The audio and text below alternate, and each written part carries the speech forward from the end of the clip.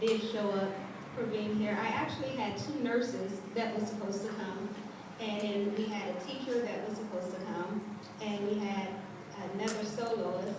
I thank the Lord for my friend. She didn't let me down. She said she was coming, and Lisa, you showed up. Bless you. You know, it's good to be a person of your word. When you say you're going to do something, then, you know, we should do it. And when we're dealing with afflictions in our body, when we're dealing with things that can keep us down in our everyday life, and it can be really trying, you know, on us, and it can be trying on the people that care for us, our friends, our family, our husbands, our wives, you know, our siblings. And it's up to us to sometimes encourage our own self. Right. And sometimes we don't have somebody that, you know, that's around to be able to encourage us.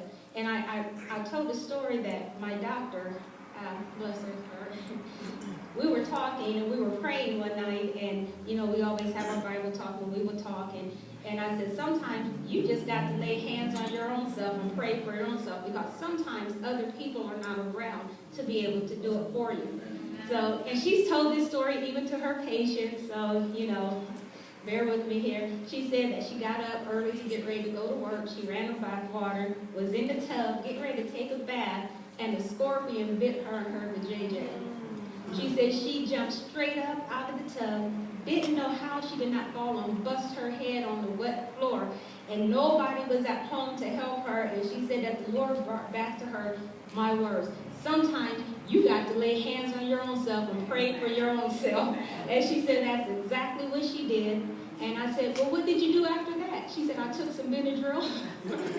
She said, I called the exterminator and I went to work. And when my patients started telling me about their day, I told them, let me tell you what happened to me this morning. You know, and being a pastor, we deal with a lot of things, and we're under a lot of stress a lot of times. And, you know, being a teacher, being a professor of so many different people, so many different personalities, being on mission trips, that can bring on, you know, stress too. Being a caretaker can be on stress. Being a mom can bring, you know, on stress. But God is our stress reliever. Yes, whenever things get too tight, all we have to do is call on Him. And, you know, the Lord gave me Philippians 4:8-13 a while ago. And when things get tight, I just think on these things. And I think on His goodness. I think on things that are pure. I think on things that are true. I think on things that are honest. And it takes the focus off of me. Does it always take the pain away? No. And I have to tell you about how we met. Isn't like everyday meeting. I know that they say that you're not supposed to give people your phone number, your address, that you meet on Facebook when you never know them. But for her, myself, our life isn't ordinary. Our life is not like everybody else. Until we started talking to each other on Facebook, I thought that I was one of the only ones that was out here that was going through this. Now, we both have met sickle cell people, you know, other patients, other warriors. Yes, we do call ourselves warriors because we're in a fight every day, and we have to stay booted up, and we have to stay geared up every single day. No matter where we're at, no matter what we're doing, we never know if it's going to be our last breath or not. We could be sitting here talking right now, just minding our business, having a good time, and you look at us, and next thing you know, we're in excruciating pain. It affects every organ in our body. Did you know that your blood travels through your body in a minute? That means that all of this sickling that is going on in our body is happening in a minute. This is all going through every organ, our eyeballs, our fingernails, our ears, our teeth, our gums. I don't know if you know what it's like to have your face swell up and just start hurting for no reason, or you think it's no reason, but it's because of your cells that's in your body. So I found a lady that goes to a sister church of ours on Facebook, and I just started following along, which led me to another post, what led me to another post, what led me to sickle cell site, and what led me to another sickle cell site. I was like, oh my God, there's thousands of us. Not hundreds, but thousands of us that is suffering from this disease. But yet, when you get together, you don't see all of us together. Out in Queen Creek area where I live at, I know 3 people that have sickle cell. Myself and 2 brothers. And that's it. And when I found out that she was in Mesa, and I don't remember who was in a crisis, her or me, we both was in a crisis at the same time, but we was posting pictures, and she gave me a friend request, and she was talking about the grandchildren, and we exchanged phone numbers, we exchanged testimony, we exchanged encouragement, and we exchanged prayers. And it was so wonderful to be able to talk to somebody that did not think that you was losing your mind and that you were pretending, or to tell you, well, you don't look sick. Do you know how many times that people say, if you was to look at me right now, you would not think that there was anything wrong with me at this moment. But that's because I had 2 ladies that was praying for me last night and tonight. Last night I told them I did not know if I was going to be able to make it or not. I had to stop what I was doing, and I had to go to bed. I felt it when it was coming on. I got up this morning at 2 o'clock in the morning. I got up at 5 o'clock in the morning, and I've been up ever since. And for a little while, it was one breath, one step at a time. One breath, one step at a time. So it's not that we're lazy. It's not that we don't want to do anything. And it's like she said, it's not that we can't do anything. It's sometimes we're not capable of doing what we want to do to the extent that we want to do. And you know, mothers have instincts. They have that 10th sense. My mom told me yesterday, you're doing too much. You need to calm down. Your body can't take it. Are you resting? Can't someone else do this? And I was like, Mom, I'm okay. I didn't tell her that I was already the start of a crisis. But I said, Jesus, you know what needs to be done. You're my creator. You are the one that had me to have this get together, so you're going to have to see me through it. And he will. Won't he come through every time? Every time he will come through. And I just thank the Lord for blessing me. I was told that I couldn't have children. I shouldn't have children. I shouldn't have any more children. I was told that every time that I had a child, that my life was going to either go or either I was going to lose my children. Each and every time. I've been blessed to have 7 children. I was pregnant 8 times, and I had 1 miscarriage.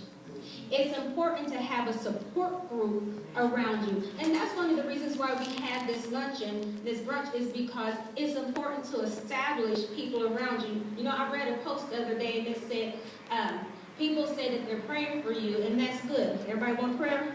Amen. But you need to know what they're praying about you and what they're praying for you. So when we're on the sickle cell side, our support group, one of the things that I found out is that when we ask for prayer, people get on prayer right away. And we know what they're praying because they tell you what they're praying, because they can feel what you're feeling. And in today's time, a lot of people have lost a sense of feeling. And it's all about self, and it's all about me, and it's all about what I think. And instead of them praying and asking the Lord to help me to know exactly what to say that's going to benefit these people's lives that I'm supposed to be praying for, well, then they want to pray what they think is the situation. And sometimes that's wrong, because your opinion, your thinking is not always accurate. But when you rely on God, that's a fact, and you can bank on that. And you're always going to get a good refund on this.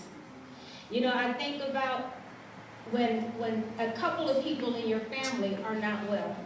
It's important to have a support group that you can count on, that the people know you and that they're able to get things done that needs to be done. They're able to support you. They're able to love you, and they're not going to throw stones, and they're not going to judge you, and they're not going to get tired because of the situation that you're in.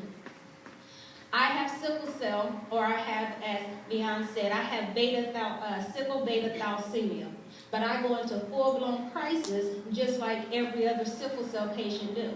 Another myth that she did not bring up about sickle cell patients is that people that have the trait do go into crisis. They do suffer pain.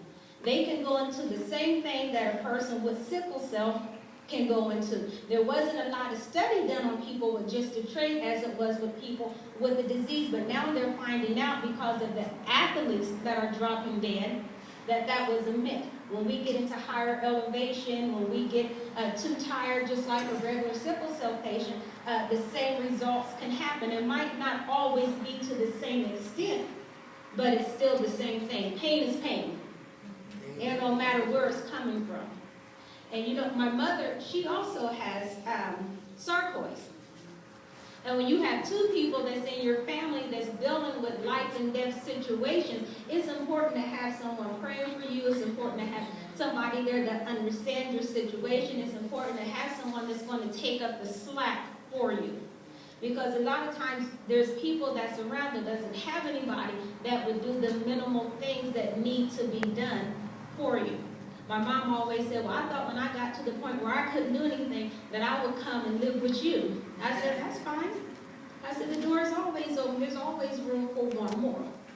Whether, you know, whether you're there to that point now or not, well then, anytime someone that's in your family needs help, you should always be the one to be there first. And you need to know your limitations.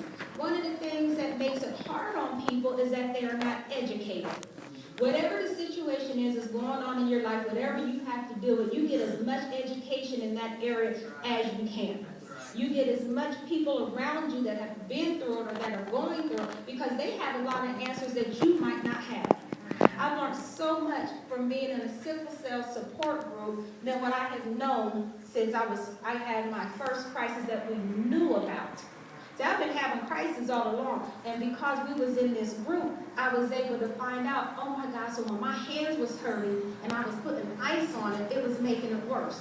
And when my hands was hurting, I didn't know what to do, and I thought they was jammed. When I was in elementary school, and I would wrap my hand in a washcloth, and I would take a nutcracker, and don't ask me why, and I would start squeezing it, trying to crack my bones, seeing if that would stretch it out.